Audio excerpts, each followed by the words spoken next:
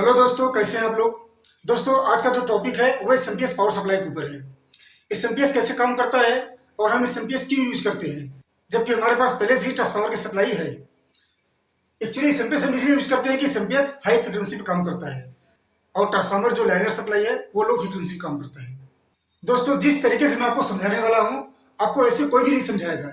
एक बार ये वीडियो आप देख लेंगे, इसको समझ लेंगे, तो आप एसएमपीएस के बारे में सब कुछ समझ जाएंगे। एसएमपीएस को रिपेयर करना भी आपके लिए बहुत आसान हो जाएगा। तो आइए वीडियो स्टार्ट करते हैं। दोस्तों, वीडियो स्टार्ट करने से पहले अगर आपने मेरा चैनल सब्सक्राइब नहीं किया है तो प्लीज मेरे वीडियो को लाइक करें और मेरे चैनल को सब्सक्राइब करें, जिससे मैं जो भी वीडियो बनाऊं वो आपके पास सबसे पहले पहुंचे। ठीक है दोस्तों, आइए वीडियो स्टार्ट करते हैं।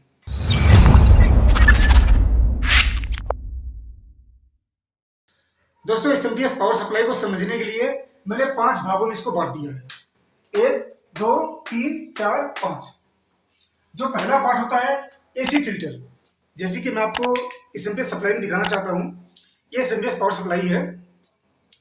ये जो फंक्शन है ये एसी फिल्टर का है। उसके बाद रेक्टिफायर, रेक्टिफायर के बाद डीसी फिल्टर, उसके बाद स्विचिंग, ट्रांसफार्मर, फिर सेकेंडरी रेक्टिफायर और फिल्टर।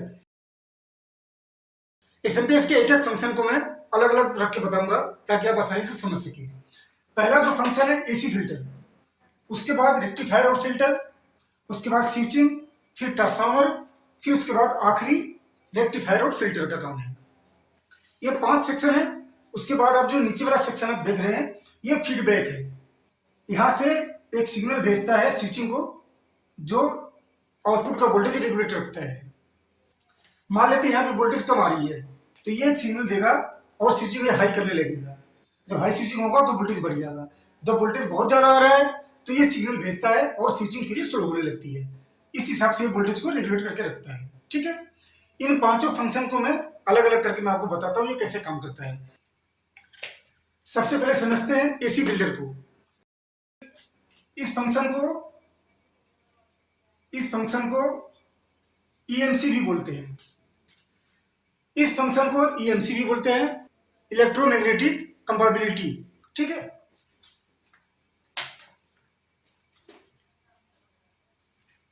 सबसे पहले समझते हैं एसी फिल्टर को। इस फंक्शन को समझते हैं। आप देख रहे हैं ये फंक्शन है एसी फिल्टर। यहां पर एक फिल्टर लगा कैपेसिटर, यहां पर एक फ्यूज है। ठीक है, और उसके बाद लाइन फिल्टर। ये लाइन फिल्टर भी इसको बोलते हैं और चोक भी बोलते हैं। फ्यूज का काम क्या है? बेसिकली फ्यूज का काम ये होता है कि जब कहीं सर्किट में शॉर्ट सर्किट हो तो फ्यूज खराब हो जाए और बाकी का कंपोनेंट सेफ बचा रहे। उसके बाद जो लाइन फिल्टर है इसकी बात कर रहा हूं, लाइन फिल्टर की। इसको चोक भी कहते हैं। इस लाइन फिल्टर का काम क्या होता है? हमारे घरों में जो वोल्टेज आती है 220 वोल्ट, 230 वोल्ट एसी। जो 230 वोल्ट एसी होती है वो हाई फ्रिक्वेंसी का नॉइज होता है। उसके अंदर हमारे घरों में जो सप्लाई होती है उसमें हाई फ्रिक्वेंसी की नॉइज होती है। उस नॉइज को फिल्टर करने के लिए इस चोक का यूज करते हैं। ठीक है, इसको लाइन फिल्टर भी बोलते हैं। जो घरों में एसी आती है वो कुछ इस तरीके से होती है, लेकिन जब लाइन फिल्टर लग जाता है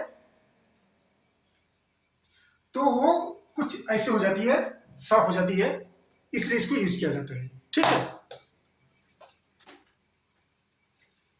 ये मैं नीचे वाला हिस्सा मिटा दे रहा हूं ताकि मैं आपको आसानी से समझा सकूं। ये फीडबैक का है, आपको बता दिया था मैंने। एसी फिल्टर के बाद अगला काम जो है रेक्टिफायर का है। रेक्टिफायर आप देख रहे हैं डायोड लगा हुआ है, कहीं कहीं ब्रिज लगा होता है कुछ इस तरीके का।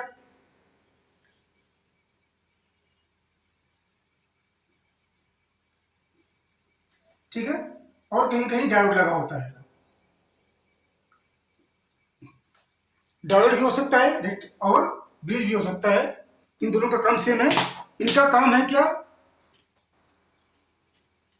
इस डायोड और रेक्टिफायर का काम क्या है कि एसी से डीसी में कन्वर्ट करना। जो जो लाइन फिल्टर ने जो एसी को फिल्टर किया, उसके बाद ये जो रेक्टिफायर है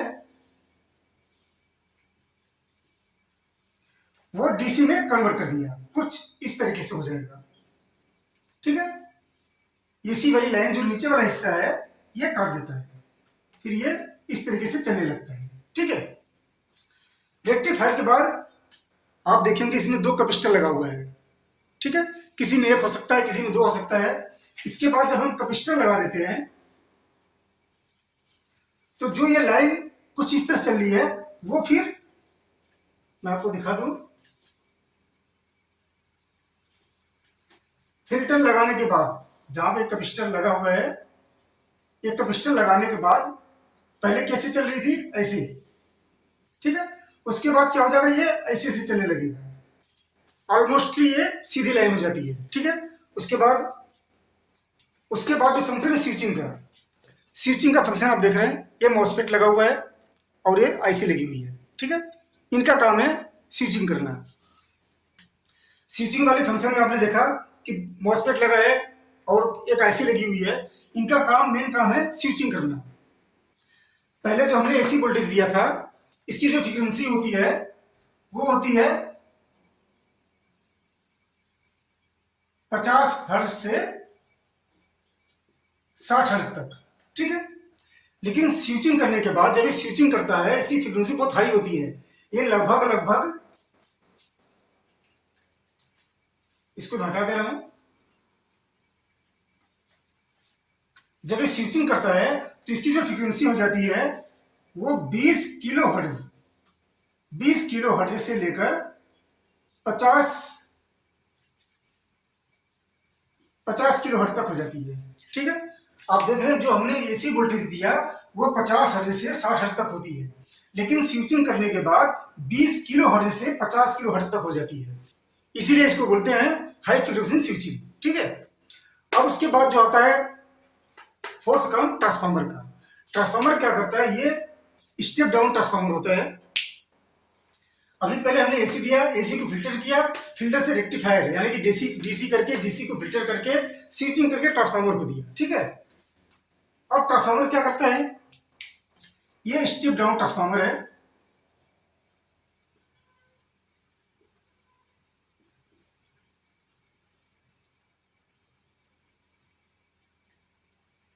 ये स्टेप डाउन ट्रांसफार्मर होता है।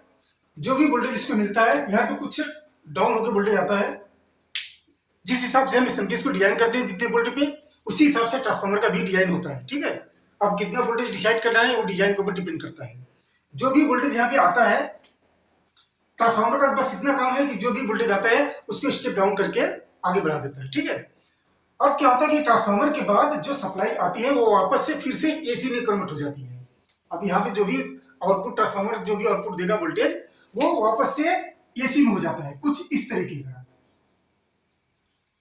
मॉसफेट से स्विचिंग करने के बाद कुछ इस तरीके से हो जाता है। ठीक है, ट्रांसफार्मर का जो आखिरी फंक्शन है वह रेक्टिफायर और फिल्टर। ये सेकेंडरी फंक्शन है, सेकेंडरी का और ये प्राइमरी का, दोनों का काम लमसम सेम है, रेक्टिफायर एंड फिल्टर। ये प्राइमरी में रेक्टिफायर और फिल्टर कर रहा है और ये सेकेंडरी में रेक्टिफायर फिल्टर कर रहा है, दोनों का काम लमसम सेम है। ट्रांसफार्मर के बाद जो एसी बनता है, रेक्टिफायर उसको वापस डीसी में कन्वर्ट करता है। उसके बाद जो फिल्टर होता है, आप देख सकते हैं, ये जो आप देख रहे हैं ये ट्रांजिस्टर या मॉसफेट नहीं है, ये डायोड है, ये रेक्टिफायर है। उसके बाद लाइन फिल्टर लगा है और उसके बाद 4 कैपेसिटर लगा हुआ है फिल्टर करने के लिए। ये फंक्शन है सेकेंडरी का, रेक्टिफायर एंड फिल्टर का। ठीक है, ठीक वैसे ही रेक्टिफायर इसको डीसी में कन्वर्ट करता है और फिल्टर करके और वोल्टेज को आउटपुट कर देता है। ठीक है, एसएमपीएस का टोटल बेसिकली यही काम होता है। और एसएमपीएस के बदले अगर हम ट्रांसफार्मर यूज करते हैं तो ट्रांसफार्मर बहुत बड़ा हो जाता है, बहुत वजन हो जाता है, बहुत हैवी वेट हो जाता है, इसलिए हम एसएमपीएस को यूज करते हैं। ये लाइट वेट होता है और एसएमपीएस हमें काफी हैवी वोल्टेज और हैवी करंट में लाइट वेट में मिल जाता है, इसलिए हम एसएमपीएस को यूज करना ज्यादा अच्छा समझते हैं। साथ ही साथ ट्रांसफार्मर का जो वोल्टेज होता है वो फिक्स नहीं होता, रेगुलेट नहीं होता, और एसएमपीएस का वोल्टेज बिल्कुल रेगुलेट होता है, हमें जितना चाहिए उतना मिल जाता है।